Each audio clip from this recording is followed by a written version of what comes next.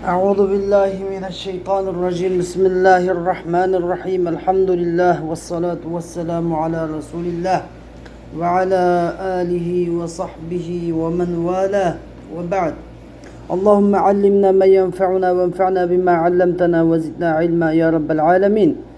Bugün kelgan dersimiz bolsa Abu Ja'far at-Tahawi rahimahullah yazgan Bayanu Aqidat Ahli Sünneti vel Cema'a namlıq ve Aqidat at-Tahawiyye degan isim bilen meşhur bolgan. Bu kitapның ve naras salata halfa kulli barrin ve facirin min ahli'l kıble degan yerga keldik. Biz bundan burun, bu dersden burun iman hakkında nahayet tefsili to'xtalgan edik. Oldingi darsda iman hakkında.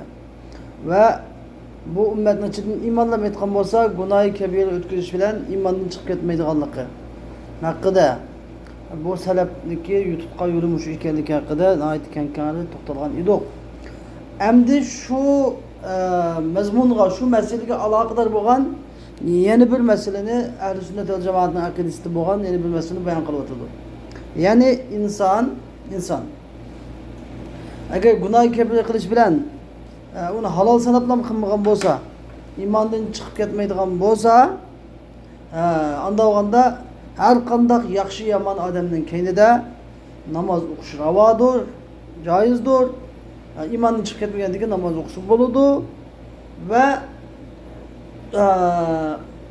undan keyin yana gunoh kabira bilan bir odam imondan chiqib ketmagandan keyin qanday bir gunoh qilib turgan odamni yana bo'lsan davzihi degan bo'lmaydi. Hattoki bizda ilmi g'ayb bo'lmaganligi uchun qancha yaxshi ibodat qilib ketgan odamni biz jannatda degani bo'lmaydi, muayyan bir shaxsni. Shuning uchun yaxshi amal qilgan odam jannatga kiradi, kufr bo'lgan, kofir bo'lgan odam do'zaxga kiradi deya olamiz. Lekin gunoh qilgan odam do'zaxga kiradi demaymiz. Nimishqa? Chunki shu gunoh qilgan odam tavba qilib Allah Teala tarafından yaxshi odam bo'lib, yaxshi yo'l bilan ketishi mumkin, yaxshi xotima bilan ketishi mumkin. Endi ba'zida yaxshi amal qilgan odamlar yomon xotima bilan, yomon yo'l bilan ketishi mumkin. Buni Alloh taolo o'zi biladi, biz bilmaymiz. Shuning uchun biz yomonlikni to'simiz, yaxshilikka chaqiramiz degan shaxslarni falonichi, fukonichi sen davziga sen jannatga degan gapni qilmaymiz. Va shuningdek yana shu asl, shu qoidaga uygun kiradigan shu qoidadan şahlanıp chiqadigan, masalan, xalifa musulmonlarga cho'qim bir mu'min bo'lgan, musulmon bo'lgan bir imom, bir podshosi bo'lish kerak. Bu podsho garchi bir eng yaxshi taqvodor bo'lmasa-mu, hattoki bir fosiq bo'lib qolgan taqdirdami bunga nimaga Alloh shirk bilan keltirmasa, kofir bo'lmasa, musulmonlar uni ondan bosh tortmaslik kerak, musulmonlarning birligini qo'llash uchun, birligini saqlash uchun degan qoidalar hammasi shu nimadan oldingi darsdagi qoidadan kelib chiqadi. Shuning uchun bugungi shu mazmunlarni so'zlayman. Musanif rahimahulloh. Va nara deydi. Va nara degan ya'ni va nara jaizan degan gap. Va nara jaizan demakchi. Ya'ni biz tarjima qilganda ravo ko'ramiz desak bo'ladi. Va nara salata halfa kulli barrin ve facirin min ahli kıbleti. Yani biz kıble ehlinden boğan aşı 5'te men istakbala kıbletena ve ekele zebihatena fehuve mu'minun. Kakanda adam biz kıblimizge altında kasayla bizden kıblimizge altında kılıp namaz okusa, biz boğazlığanını yese bu mümindir deb Peygamber sallallahu aleyhi ve sellem aldığımız derste şu hadisini sözleyen edik. Şu kıble ehli emdi. Kıble ehlinden bo'lgan her yaxshi yamanның arkasında namaz okuşunu rava görürüz. Kim? Yani biz İmam Ebu Hanife, Ebu Yusuf, İmam Muhammed ve biz yani ehli selef alimler. Ve ala men mâte minhum ve yana ve nara salata ala men mata minhum. Yani şu kıble ehlinden bo'lgan her yaxshi yamanğa cenaze namazı okuşuna rava görürüz. ala men mate minhum degeni yani ulardan bo'lgan yani qibladan bo'lgan har yaxshi yomonning jinoza namozini o'qishni ravo ko'ramiz. Madem yaxshi odamda buni namozini o'qiydi, madem namoz o'qimaydi, qadamda namozni o'qimaydi degan bo'lmaydi. Iymonlab aytgan bo'lsa, musulmonlar bo'lgan bo'lsa, buni biz munofiq bo'lmay qolsa, kofir yoki munofiq bo'lmay qolsa, buni namozini o'qiymiz. Nima ham deganda, bu yerda musannif bizga bu masalani keltirishga sabab mana buni ikki bir o'tkazgandan bo'lsa-mu, bu namoz o'qiladi. Namoz o'qilmaydigan odamlar kimlar deganda, tafsir bayon qilinadi. Kafirning namozi o'qilmaydi, kafirning namozi o'qilmaydi, munofiqqa, ya'ni oshkor munofiq, munofiqlikka uch oshkor bo'lgan munofiqqa namoz o'qilmaydi. Ammo mish-mish gap bilan munofiqmish, umush deb mish-mish gap bilan anda uch oshkor dalil isbot bo'lmasa, buni namozi o'qilaveradi. Va la nunzilu ahadan minhum jannatan va la nara. Endi ulardan hech bir kimni ne cennetke tushirib etmeymiz, ne do'zaxga tushirib etmeymiz. Yani biz ularni cennet ehlimi demeymiz. Cennet madem falanchi cennetke kirdimi demeymiz, falanchi do'zaxga kirdimi demeymiz. Bunda demek yaxshi amal qadam cennet kirdi, yomon amal qadam do'zax kirdi. Desek bo'ladi. Amalga nisbatan ama shaxsga nisbatan emas. Falani yomon amal qildi, do'zax kirdi, falani bek yaxshi cennet kirdi demeymiz. İnci farkı biliyoruz ki. Yaman amal kılsa onu do'zax kirsiler deyiş ki buludu. Yaxshi amal kılsa cennet kirer deyiş ki buludu. Allah Teala dedi onu. Ve ya'mal vellezine amenu ve amilus salihat lahum cennetun tecri min tahtiha el-enharu khalidine fiha. Allah Teala dedi biz mi deyimiz onu. Lakin palancı, fukunucu, pustancı diyenle şahıslarını fakat Allah özü buludu. Biz bilmeyimiz. Ve la neşhadu aleyhim bi kufrin. Biz ulağa İmanla aytgan bo'lsa, yaxshi bo'lamdi, yomon bo'lamdi, ularga kufr bilan guvohlik bermaymiz. Kufr bilan guvohlik bermaymiz. Yani ular kafir deb guvohlik bermaymiz. Vala bi shirkin, ular mushrik deb guvohlik bermaymiz. Vala bi nifaq, ular munofiq deb guvohlik bermaymiz. Ma lam yadhhar minhum shay'un min zalik. Madamiki ulardan aş yuqori kufr, shirk, nifaqdan iborat şeylerin bir uch oshkor bo'lmasa. Yani ma gapidan munda gap lozim keladi. Min kelam hada yalzam hada. Yaqul lazimul kavm leysa bir mezhep. Ma'num magab lazım kılır degan gap bunu kafir qilmaymiz. Şomuz mu'tazilini kafir demaymiz yani. Onun gapida bunda gap lazım kıldı deydi lekin lazimul qawl leysa bir mezhep. Anda lazım kelgan gap bilan biz onga andaqchi kafir deb demaymiz. O kufrni uch oshkor demasa, uch oshkor Allah shirk demasa, uch oshkor munofiqlik bayon bo'lmasa, biz uni ya kafir ya müşrik ya münafık diyelmeyimiz, demeyimiz. Ve nezeru serairahum ilallahi teala. Ulanın sırlarını Allah'a tapşırırız. Ulanın köngülükini bizge, ulanın köngülükini bilişini Allah Teala bizi teklif kılmagan. Yani biz ulanın köngülükini biliş teklif kılmagan. Biz nima? Ve nahnu nahkumu bizzavahir Allahu ya'lemu bis-serair. Biz zahir hüküm kılımız. Allah Teala ve sırlarını Allah Teala bilmiştir. Ve la nara seyfe ala ahadin min ümmeti Muhammedin sallallahu aleyhi ve sellem illa men vecebe aleyhi seyfuhu. Biz Muhammed sallallahu aleyhi ve sellem ümmetinin hiçbir kişiye kılıç çıkırışını, kural tanlaşını rava görmeyimiz.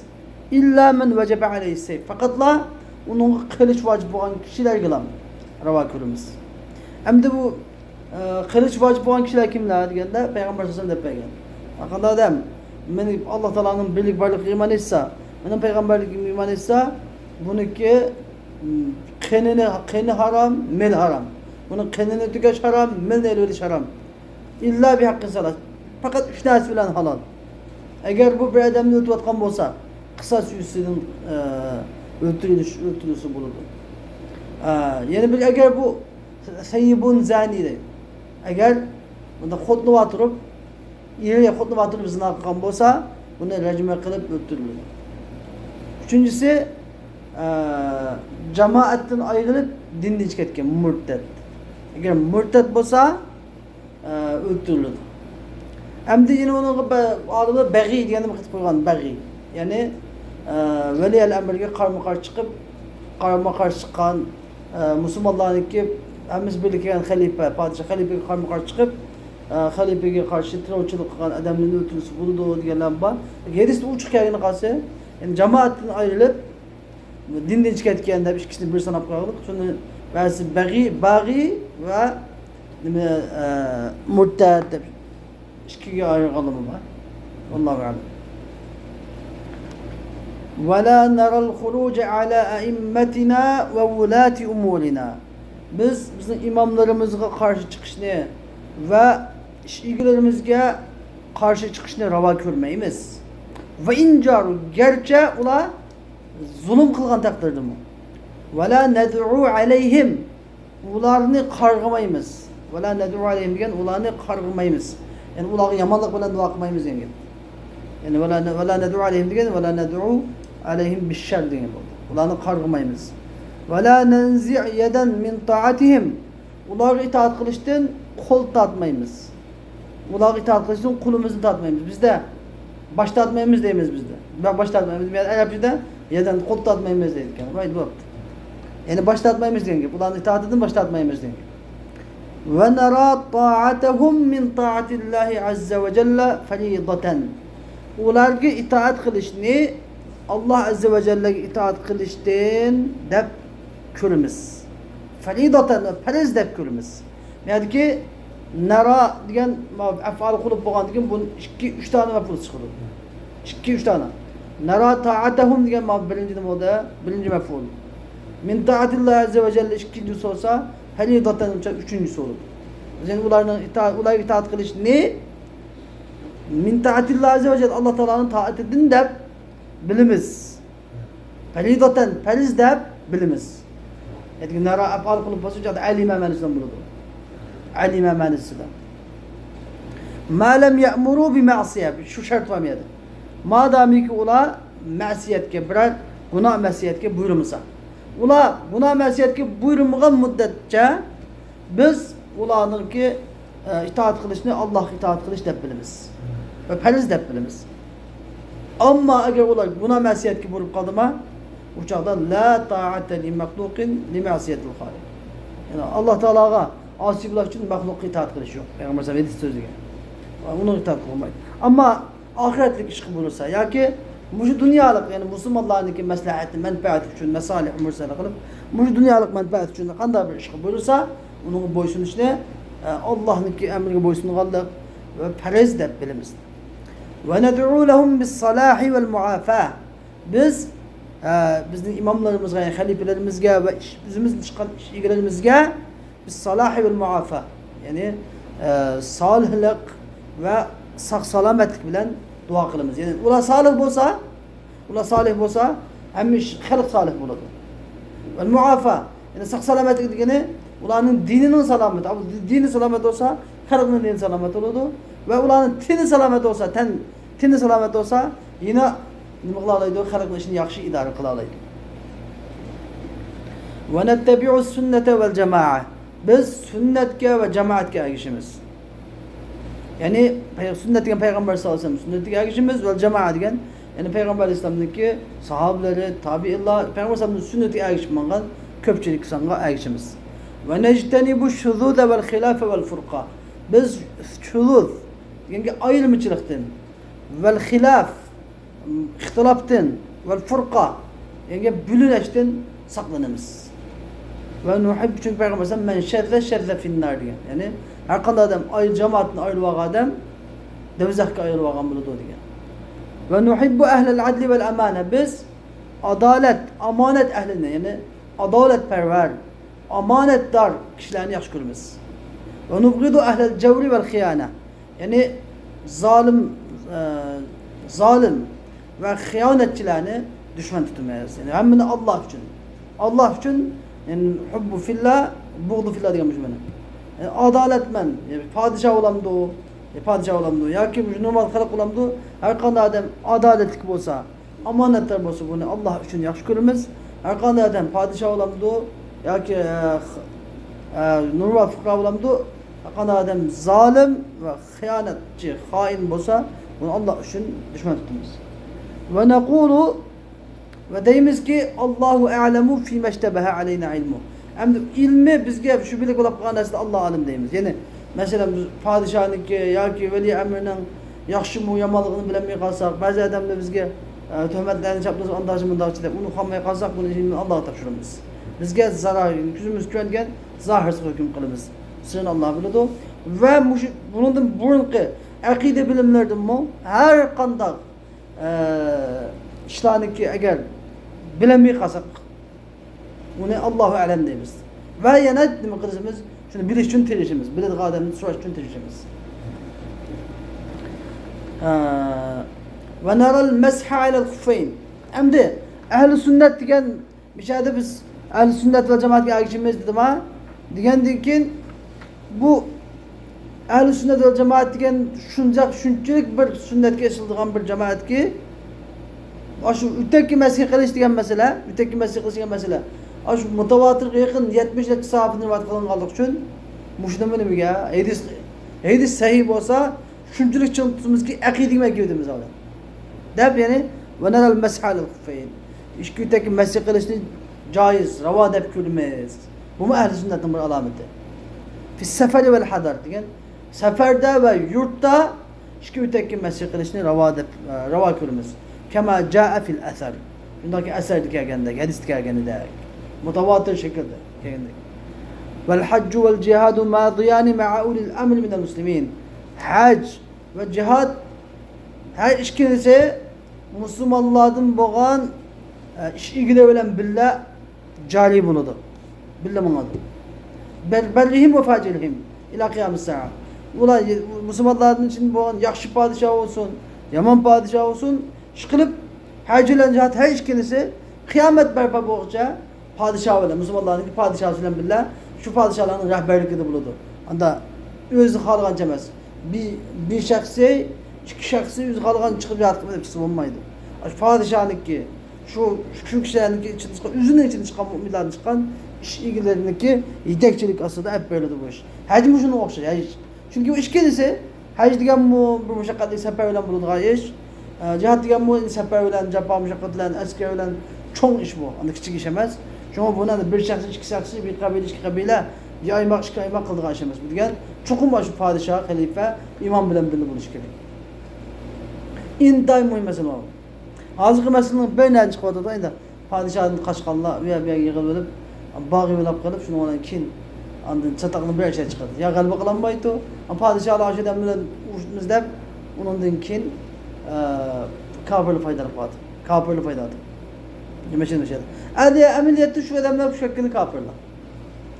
Bir şahsı iki şahsı bir yığılıp padişahla karşı çıkıp andın yüzüne padişahın konu kalıqandı. Böyle ahız kendinin bağı şunu üçün hem de muşu işlerini çokum Müslümanların ki velil emrülen billah kılınış gerek. Şunun dinkin galbilik buludu hem doğru buludu. Bulmasa bir şahsı iki şahsı öz aldığı çıkıp işlerini kılsa cemiyet tertibi bozuludu. Hem galbi kılanmaydı. Hem hata yollağı asan kirip gidiyordu. Yani azgın bir kılağı asan erişip gidiyordu. Huddi şu müşahedeki yazım, şu Arap devletlerdeki hem devletlik kapılık böyle onun kendi de Amerika var. Ya ki Rusya ya ki Amerika.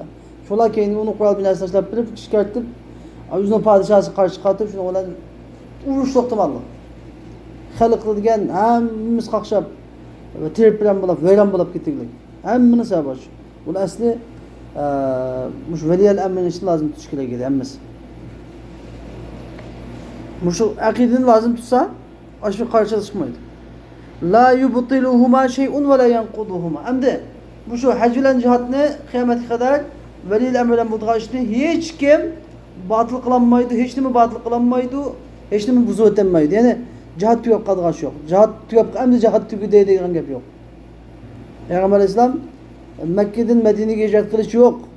La hicrete ba'del feth dedi. Velakin cihadun ve niyye dedi. Bak cihad ve niyet bağ diyen. Yani cihad niyet kılıç bağ kalbimiz Müslümanın kalbi devamlı kaçan cihad çıkın diye padişahın buruk gelse şu hemen o işkilenmi çıkarıt kamida niyet buluş gerek. Canlı çarit kan bunda bir niyet iman buluş gerek ve cihad acında mürid kegende cihad buluş gerek. Lekin o'zi xohlagan yugurib chiqib ikki uch odamni gapini ketib qolgan o'tib qolgan bo'lmaydi. Bu chuqur qoida bilan bo'lish kerak. Va nu'minu bil kiramil katibin. Xo'sh, endi mana buniki bugungi darsimizniki nas. Endi buni sharhini qildik. Endi musannifniki birinchi va nara salata xalfa kulli barrin va fajir min ahli qibla. Qibla ahli bo'lgan har bir yaxshi yomonning orqasida namoz o'qishni ravo ko'rmaymiz degan so'zi. Nima qanday qilamiz deganda, chunki birinchi payg'ambar sallallohu alayhi vasallam sallu kulla barrin va fajir deb hadis so'zlagan. Mursal, ya'ni makhuldan rivoyat qilingan hadis, Darqutni rivoyat qilgan mursal hadis. Her bir yaxshi yomonning keyinda namoz o'qiladigan bir hadis bor. Endi yana birga ma'lum. İkincisi qibla ahlidan bo'lgan odam orqasida namoz o'qimaymiz degan gap birinchi bid'atni biroz qo'ydi. Va gunohi kabir qilgan odamni kofir degan gapni keltirib chiqardi. Biz buni oldingi darsimizda gunohi kabir qilgan kofir bo'lmaydiganligi haqida dalillarni kamil so'zlab o'tgan edik. Nimishqa bid'at deydi o? Nimishqa bid'at bo'lib qoldi desa, chunki payg'ambar sollallohu alayhi vasallam ashablari hammasi Bani Umayyiylardan bo'lgan zolim ul amrning keyinda namoz o'qiyapti.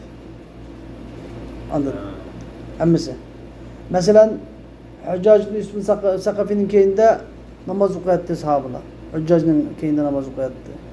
Ve ondan başqa yana şu zalim valilerining keyinida hammasi namoz o'qiyapti. Zolimlikni bilib turib. Sahobalar agar bilmagan bo'lsa, hariz namoz o'qimaydi.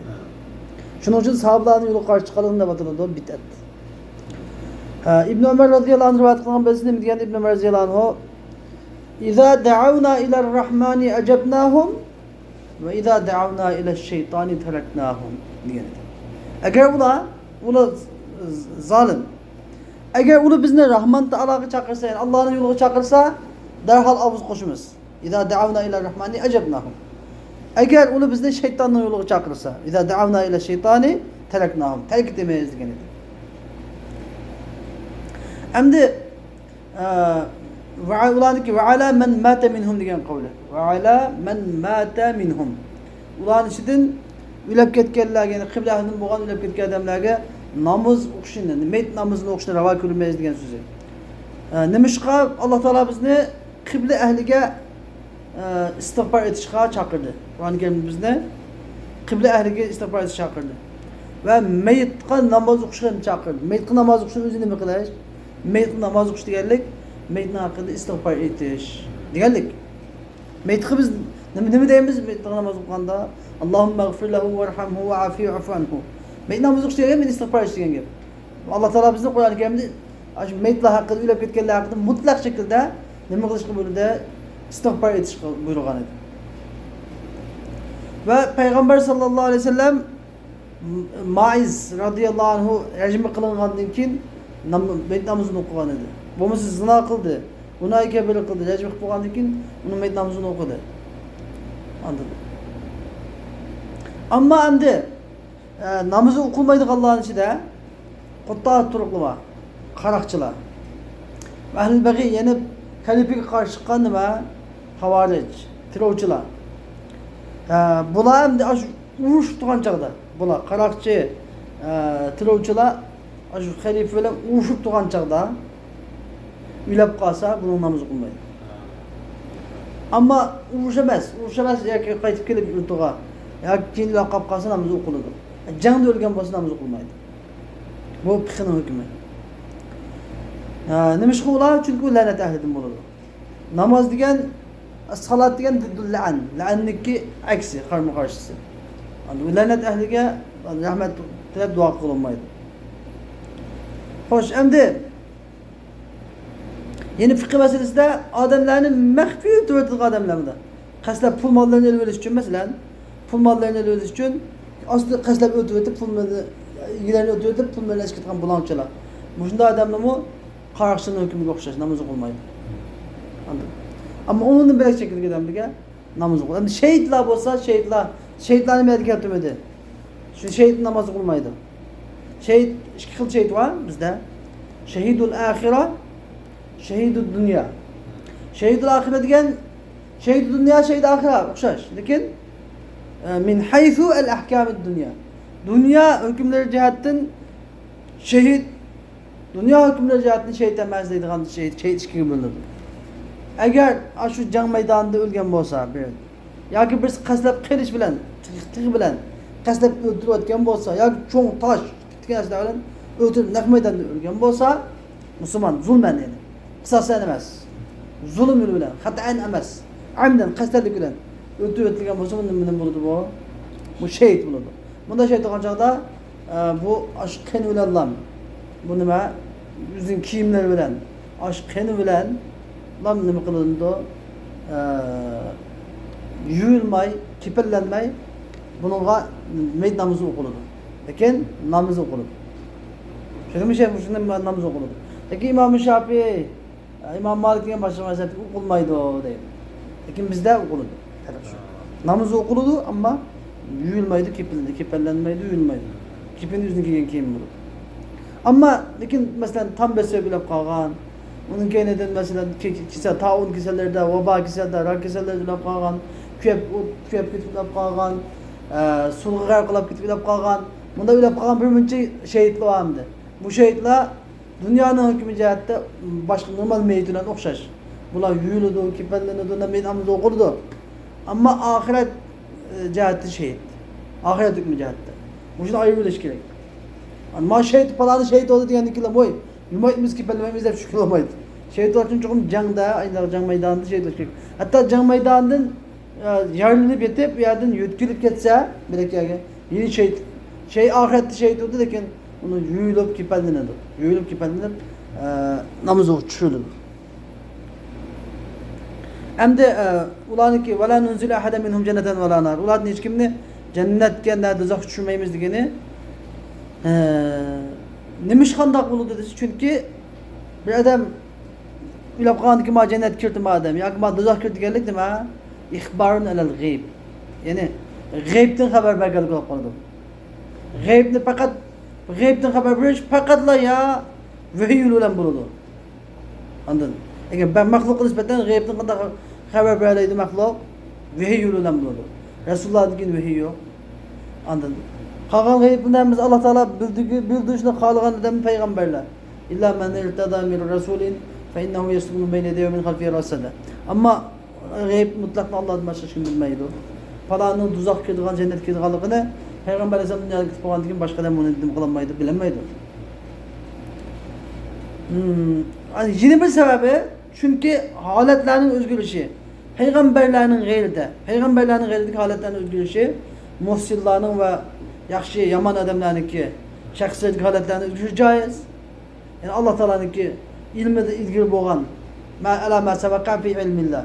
Allah Teala'nın ilmi əzəlisi də ilgili boğan kaide bu işçe mesela. Onu bizə nisbətən gayb. Allah Teala'nın ki ilmi əzəlisi də paranı mesela cennet ile pezğam olsa bu toxtamayı dövzək əməlini qıtmamız bizim görüşümüzdə. Ülə vaxtında ölgü az qalanda cennet əhlini əməlinin birini qıtlab ölsə Allah Teala günahını mağfiret qılış mümkün. Allah Teala'nın ilmi əzəlisi də paranı devzak ahlinde pezgam olsa bunu yatıp toktuma cennet ehline emelini kılıp ölgü az kalkan çağda devzak emelini kılıp yaman demine gidip devzak ahline bulaklaş mümkün.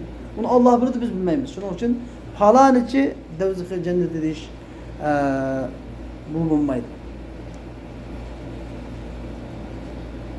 Hem de ulan ki وَلَا نَشْهَدُ عَلَيْهِمْ بِكُفْرٍ وَلَا بِشِرْكٍ وَلَا نِفَاقٍ. Ulağa küfür olan, şirk olan, nifak olan guahlık vermeyemezdiğini bunda değişik sebep demiş kadese çünkü bu mümin Müslüman'a nispeten da karaplama kafir mi ki yakşirk mi ki yak münafık mı ki de uçuk delil bulmakası guman bilen hüküm kılış bu gumanğa erişkinlik şeriatte mahzur çünkü memnu demiş Allah Teala Kur'an-ı Kerim'de deydi o ya eyyühellezine amenu ictenibu kesiren minezzanni inne ba'dezzanni ismun ey müminler sizler gumandın saklananlar çünkü bazı gumanlar günahtır diyor. Mesela kanda gumanlı günah yani yaman gumanlar. Yani falan içi no terimini kalığanda bu kafirde tuttu. No kalığanda münafıkta tuttu. No kalığanda şirket yapanda tuttu falan kalığanda guman kılıp tutun ki göz karşımız yayımız bu içe. Dizek mavi haram buladı. Yani Allah Teala bunu çekligen. Allah Teala Kur'an-ı Kerim'de ne degan? Bizden ilmi mahfil olib qolishlik agishni cheklagan. Va la taqfu ma laysa laka bihi ilm diyor Kur'an-ı Kerim'de. Va la taqfu ma laysa laka bihi ilm Sure İsra'da. Yani siz bilmeydiğiniz narsani keyin iz qo'lab agishibsiz, anda o'z oldingizga hukm chiqarmang. Anladın? Allah'a tapşırın bazen bir qalbdikini hammasini Allah'a tapşırın biladigan. Shuning uchun ba'zi muhaqqiq ulamolar deydiki,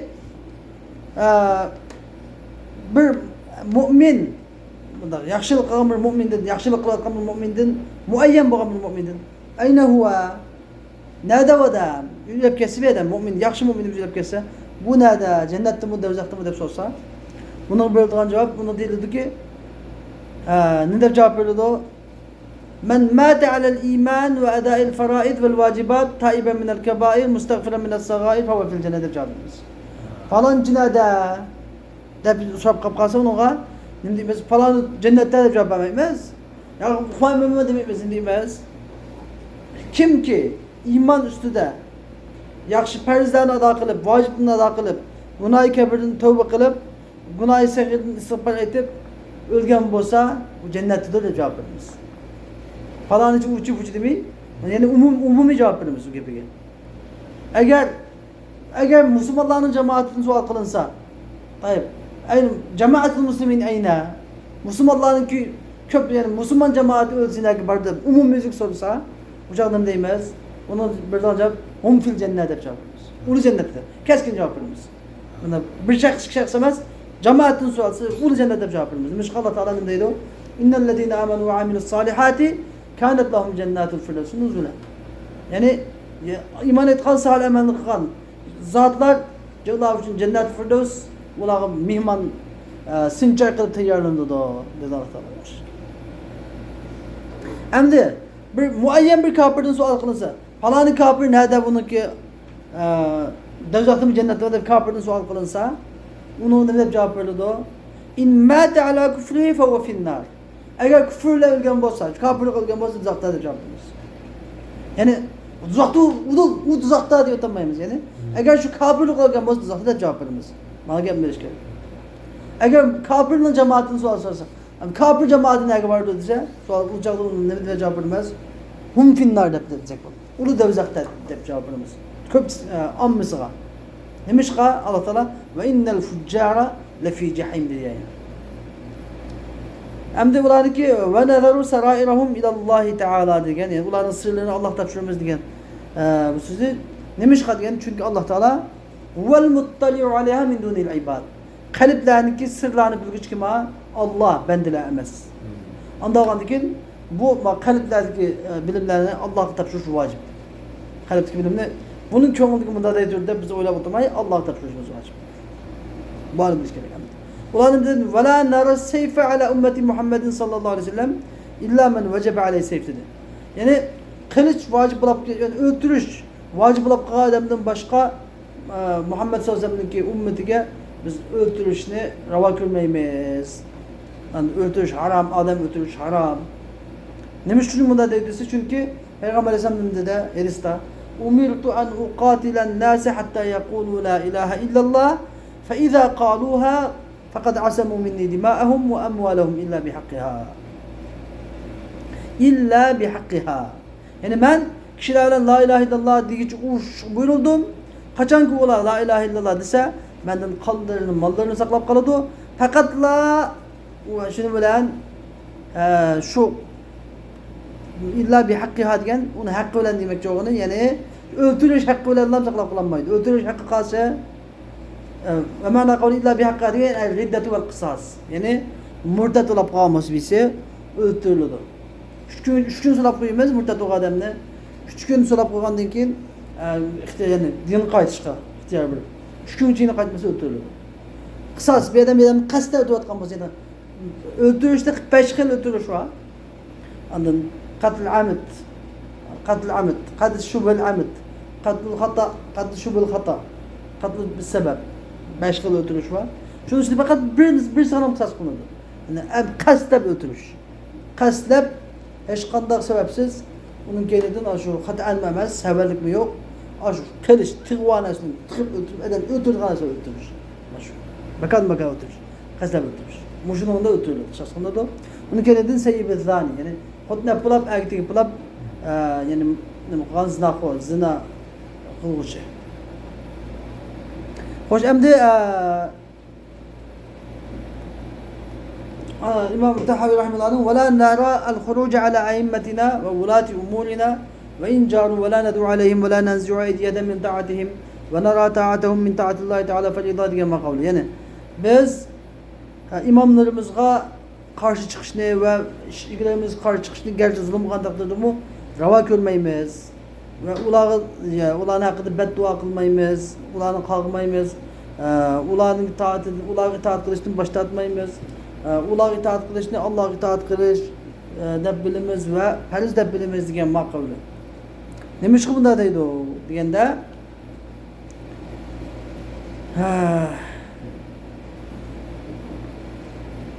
meğer ki biz onu karşı çıkmayımız demek çok. Yani ula yani halkını Allah'ın itaatine çakırsa ve nima halkının ya menfaati bu aşağı çakırsa mesalihel ibad yani ya Allah'ın itaatine ya ki halkının ki dünyavi menfaati başlar çakırsa şu çağda nimege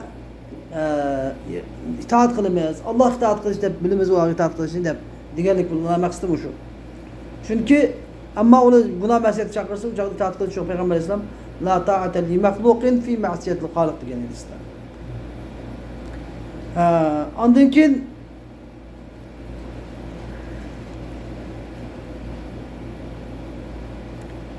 hem de İmam-ı Tahavi rahimahullah dedi ki ve ned'u lehu bis salah. Ulağa biz salihlik bilen dua kılmayız dedi. Anladın. Çünkü bulağı mesela zalim bu kadar takdirde bula ey Allah'ım ve hud bi nasiyetihim alel birri ve takva de ulan hakkında yaxşı dua kılış ulan hakkında beddua kandına özel. Bunu dua kılın halak kılvetini de kandın onun hakkında dua kılış yaxşı. Demiş ki yani bir adamın kandın hakkında yaxşı dua kılsa icabet buluşka en yakınrak buludu. Anladın? Onu dinkin vali salih olsa halk billi salih buludu. Ve pasattın nima yirak buludu. Mümkün aşı dua kadem mu hap nimeden zarardan saklanıp kalıdı. Böyle faydası var. Eğer padişahını kalkıp dua kılırsa Müslüman padişahını andın duası icabet olsun bu icabet olmaya kapı kalsa böyle bana bir keman çek koyup böyle tutup bana caylaydı mesela. Yani padişah Müslüman padişahını kalkıp oturandın hakkında sağ Xudayım hidayet versen, mucidem insaf versen de yaxşı hakkında yaxşı dua kılsın özelde. Hem vel muafaat diye sağlamet bilen dua kılsın gap. Yani bir yerde salamet bilen dua kılsın degeni iki çıkar. Biri dinin salameti yani biri bedenin salameti. Hem de ulanın dini salamet olsa halk salamet, halkın dini salamet buludu. Anladın? Çünkü yani padişahlar dini salamet olsa ulanın ki halkını şeriat fermanlarına, şeriat emirlerine boysunlaşıp buyuruyordu, mecburlaydı. Şunu olan tekimi köp sağlık öyle şudur. Hem de bedeni salamet bunun için dua kılışımızın sebep ulanın bedeni salamet olsa uçakta Allah Teala onunki geldiğini amanetini cayda ada kılalaydı. Salamet olsa. Anladın. Peygamber Efendimiz seyyekegen bir hadiste Peygamber Efendimiz es-sultanu ra'in alen nas ve huve mes'ulun anhum. Sultan kişilerin ki padişahı bulundu ve sultan o kişilerin hakkında kişilerin mesul oldu yani. Hatta yani biz kullukum ra'in mes'ulun en ra'iyeti diye Peygamber Efendimiz. Hemmanla padişahı üzdeki padişahın mesul yani. Peygamber Efendimiz yeni bir hadis diyen ki Allahümme men veliye min emri ümmeti şey'en ferafaka bihim ferfak bihi ve men şakka aleyhim feşkak aleyhi. Yani ya Allah, men ümmet kim men ümmetimden işi ilgi bulup kapkasa, onun kendi men ümmetimi küçüğünse, sen mi onun küçüğün gel. Agar meni ummatimga qo'pollik qilib, qattiqlik qilib, zulm qilsa, sen uni qattiqlik qil, qo'pollik qil deb duo qilgan Payg'ambar alayhisalom. Xo'sh, endi ularniki va nattabi'u sunnata va jamoat degan qavli yana. Sunnat ahli sunnat va jamoatga ergashimiz degani. Nima qanday deysiz? Chunki sunnat degan Rasululloh sollallohu alayhi vasallamning yo'lidir. Endi bu Rasulullohning yo'li nima? Jannatga olib boradigan yo'l. Rasulullohning yo'li jannatga olib boradigan yo'l. Kimki Rasulullohning yo'liga ergashsa, nijotlikqa, jannatga erishdi.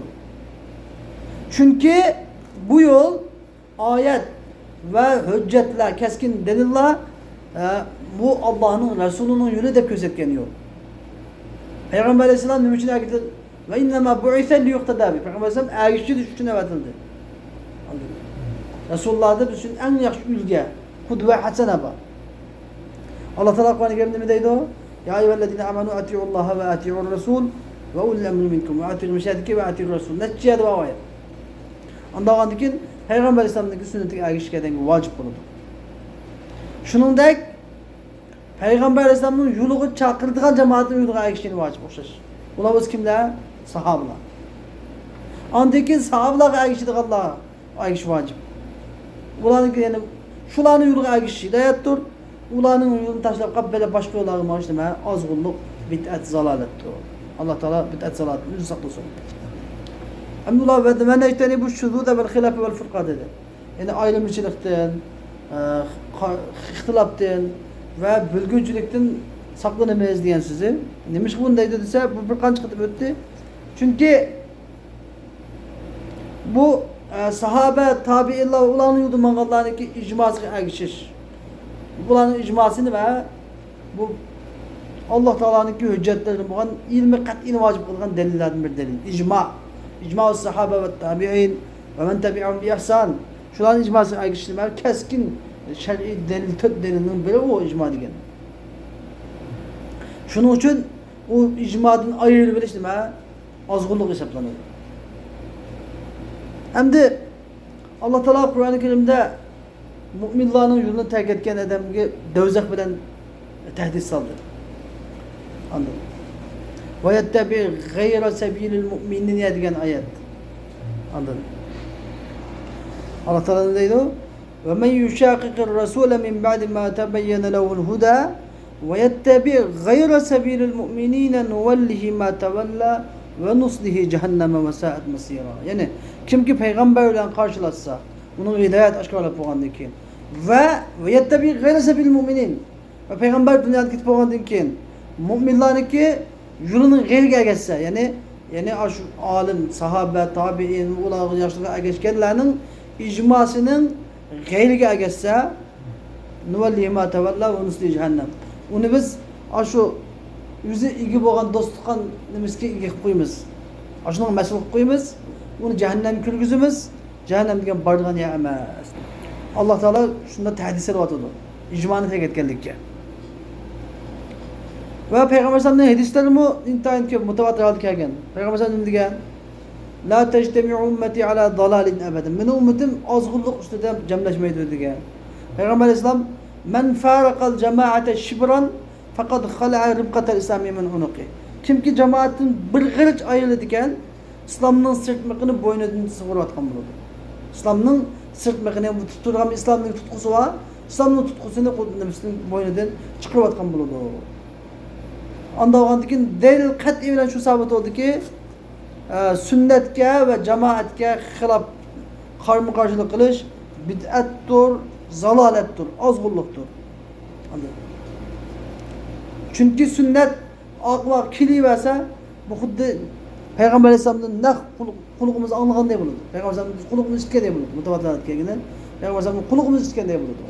Shuning uchun ahli sunnat va jamoatga ergashish intayin muhim.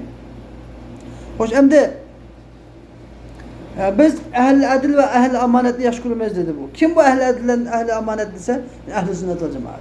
Ehli sünnet ve cemaat kim? Ehli adil amanet. Mu'tezile özünde ataydı biz ehli adil deb ataydı. Mu'tezile. Ular atwan bo'lmaydi onda. Emniyetde ehli sünnet ve cemaat ehli adil amanetga mushlar. Yani adaletni lazım tutgan ve amanetni joyida tutgan. Rasulullah'ın sünnetinden ibaret amanetni joyida saqlab, ilmni joyida yetkazganlar. Endi bu yerdagi Onun yeni birisi kim deganda emir yani halifelerden ve ulul emir sultanlardan yani adaletni lazım tutqanlar. Yani yeni bir adil padişahlar. Allah için yaxshi ko'ramiz. Adil podshoh bo'lsa, Umar ibn Abdulazizdek, Umar roziyallohu anhu o'shanda adil xalifalarni Allah uchun yaxshi ko'rgan gap. Endi ay 5'tiki va zolim podshoh bo'lib qolsa buni yaxshi ko'rmaydigan gap bu tabii. Buni itoat qilish degan bilak gap, yaxshi ko'rish degan bilak gap, ikkisi bilak gap. U ikkisi qilib olsa bo'lmaydi. Lekin bu adil podshoh uchun buni yaxshi kurash kerak. Allah uchun. Buni hubbu fillah, bughdu fillah usul dinning qatoridan bo'ladi. Ularniki nuvani bugün ehl-i cevr ve khiyana degeni kim bular? Ehl-i cevr ve khiyana degen zalimlar ve hainlar degen kimler bular dese? Ehl-i sünnet karşılaşkanlar böyle zalimlar degen. İkinci yeni kimler degende yani padişahlardan bulan zalimlar. Anladın? Bunu biz Allah için yaman kılımız. Yüzümüz çemez Allah için. Çünkü Allah Teala ne dedi? Vallahu la yuhibbul fesad dedi. Allah Teala innallahu yuhibbut tevabin ve yuhibbul mutatahhirin dedi mesela. Allah Teala innallahu yuhibbul muqsitin mesela. Şunda. Şuna Allah Teala adilliği yaxshi ko'rgan uchun adolatni yaxshi ko'rish kerak. Har qanday işte adil bo'lish kerak, adillarni yaxshi ko'rish kerak. Adillarning tarafini yoqlash kerak. Endi amma qawluhum ve naqulu Allahu a'lamu fima ishtabaha alayna ilmu. Biz bilmaydigan narsalarda bizga shubhalik bo'lib qolgan narsalarda biz ilmini Allohga topshiramiz.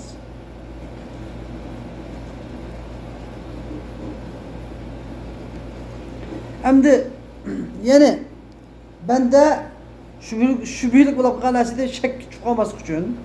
Chunki hamma mushkulni hal qilish mumkin emas. U kelgan butun narsani %100 hal qilib bilib bo'lish mumkin emas bende degan ilmi ojiz. Ayni hayotda qachon bir narsani bilmay qolsa, bilmay qolsa qanday qilish kerak? Feyecibu tefvidu ilallah Teala. İlmini Allah'a topshirish kerak. Vallahu a'lam degan gapni davomli og'zimizga tushmasa bilmagan narsa. Hammani men bilmadim. Ana a'lam demi, vallahu a'lam deyish kerak. Biz zamonda deganlik qolmay qoldik deganlik emas, ya'ni bu qanday bu qandayini Allohga topshiramiz deganda biz avvalan Alloh taoladan payg'ambar sollallohu sabit bo'lgan narsani hammani haqiqatligini amanna deymiz, iymon etamiz. Lekin biz shu ma'nosini bilmay qolgan ma'noni Allohga topshiramiz. Biz mesela insanlıki adette bir Toyota şirketi bir maşini yazsa mesela maşini bir yazsa. Şu maşinindeki bütün kabiliyetlerini bilip bulamayız. iPhone 17 16 çıkan olsa şunun bütün kabiliyetlerini bilip bulamayız yok. Yani mahlukla yazılan narsadaki alaylıklarını, hususiyetlerini bilip bulamayız. Allah Teala'nınki hikmetlerini bilip bulamayız. Peygamber Aleyhisselam'a Allah Teala dedi: "Kul Rabbi a'lemu bi'iddetihim ma ya'lemuhum illa qalil." Yani benim Rabbim ulanın san, Ashab-ül Kahf'ın sanını benim Rabbim bildi. Ulanı Rabbi Teala az halette bildi. Depkan. Bilip bulamadı yani bilip bulamadı ki Allah Teala alim den dedi. Çünkü Allah'a alem dişim biliş gerek. Bilmediğin mesela. Ulanın dedi şu ulanına. Kala qailun minhum kem labithtum? Qalu labithna yawman aw ba'da yawm. Qalu rabbukum a'lemu bima labithtum. Bunu qancha bilginde turamay qapti, qancha tutun debdi. Biz belkim şu yarım gün ya bir gün ya yarım gün tuqantimiz deganda sizlarni Rabbinglardan biladi dedi. Demek ki bilemay qanasi ondan mı bundan mı gidimi Allahu a'lam deyishning o'zi nima? Gading bir vojib bo'ldigan ilgirki solihlarni tutqaydi. Bu intayin muhim bir masala. Ular mumkin nima dedi? Endi İmam Tahavi rahimahullah endi bu Akide İmam Tahavi rahimahullah Ehl-i Sünnet ve Cemaat şunçilik Kitab-ı Sünnet şunçilik esirdi ki eğer Kitab-ı Sünnet kelgan narsa mutavatir meşhur bo'lib qolib qolsa shu amal qilganda aqidaga ketib o'tadi. Shular qatoridan nima dedi? "Ve naral mashal al-kuffayni fi as-safari wal hadar kema jaa fil athar." dedi. Yani biz yurtta ve seferde işküteki yani eserde hadisde kelgan edik işküteki meselesini ravo ko'ramiz.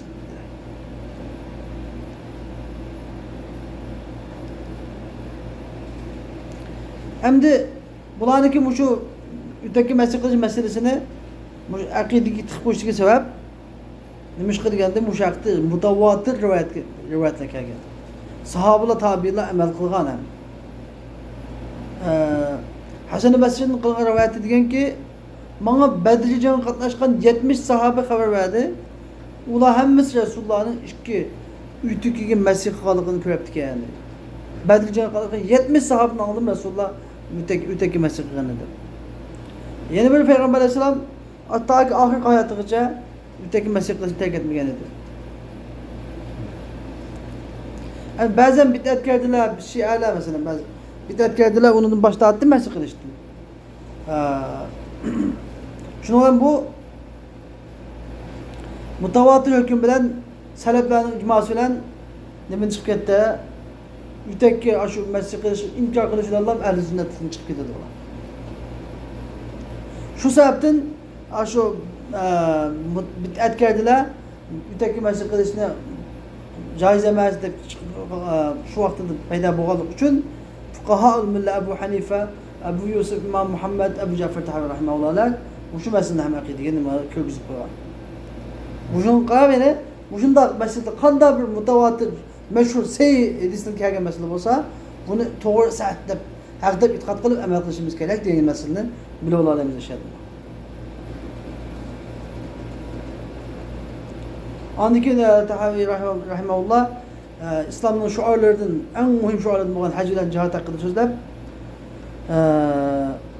Dedi ki vel haccu vel cihadu fardani madiyani ma'a ulil emr min aimmetil muslimin barrihim ve facirihim ila kıyamis sa'a. Hac bilen cihat bu iki tane farz. Yani bu ikisi Müslümanların imamlarından olan veli ulil emr. Şigile öyle billah yaxşı bolsun, yaman bolsun kıyamete kadar billah mana do. Uni hech bir narsa baka qilinmaydi, hech narsa uni buzib o'tmaydi degan so'zni kelishirsa kelib dediki, ya'ni haj bilan jihatni birlik etdi bu yerda. Nima ish deganda haj degan umrda bir qatim farz bo'lsa-mu, biroq bu mal bilan va badan bilan kurash qiladigan bir safar. Caba müşakkatli seferge çıkıdığan, beden bilen cepat atıdığan, mal bilen cepat atıdığan bunda bir iş. Bu xuddi düşman bilen cihat qilgan o'xshaydi. Düşman bilen cihat qilgan adam bu pul bilen, beden bilen cihat qilganday hajmu shunda cihat o'xshaydigan bir ibodat. Shuni buni toplum ibodat bu, ommaviy. Shuni buni podshohdan qilish kerak.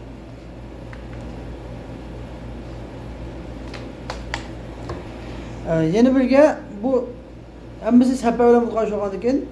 Bunun cho'qim bir qo'lda quroli bor, ağaçlarni qo'dab manadigan, qaroqchilardan, yo'l to'sar qaroqchilardan to'sab turadigan, andan va boshqa davlatlar bilan diplomatik munosabat bo'lish kerak. Davlatlarning xalqi bitadigan gap, safar yo'qdan kelish kerak. Hammamiz podshoh bilan bo'lgan shug'ullik uchun podshohning ruxsatini olib, umaklar bilan kelish kerak degan gap chiqadi. Hozirgi zamonimizda hamda podshoh yo'lliq holda ümmetler bilen pasport hem narsani qilib andan bunda qilib kelish kerak degan gap chiqadi bu. Hozirgi zamonda sunnasak.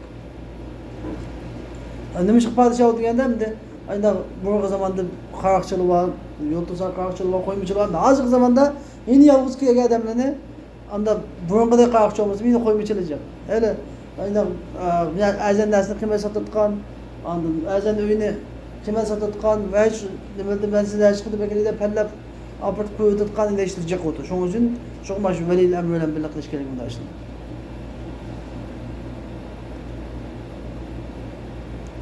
Yaxshi bo'lsin, yomon bo'lsin valil amr degan gap, yaxshi yomon bo'lsin degan gap. Chunki imom bo'lish uchun, podshoh bo'lish uchun eng yaxshi bo'lish shart emas bizda. Eng yaxshi kishilar shart emas. Yaxshi o'g'in yaxshi. Yaxshi olmay qolib qolsa ish qilib endi islomni boshqa dushmanlarning qirisini qo'lga olsa bo'ldi.